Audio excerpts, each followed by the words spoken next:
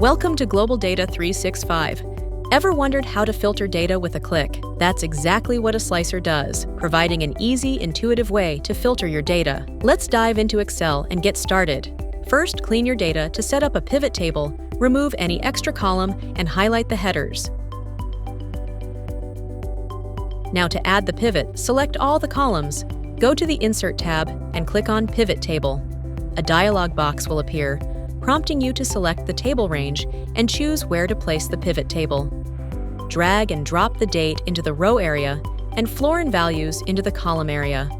Remove the total and subtotals to simplify the view. Next, to add slicers, go to the Insert tab and select Slicers. A window will pop up with all the available options. Choose the slicer you need based on your requirement. For the given example, we have selected 3 slicers of buyer, item, and style number.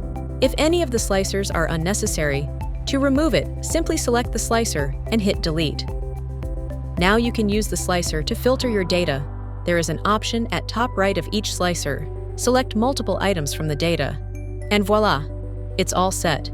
You can now fetch data based on brands and the items linked with them. You have successfully added slicers to your Excel pivot tables, making your report more dynamic and your data more interactive. Thank you for watching. To learn more, visit our website www.globaldata365.com.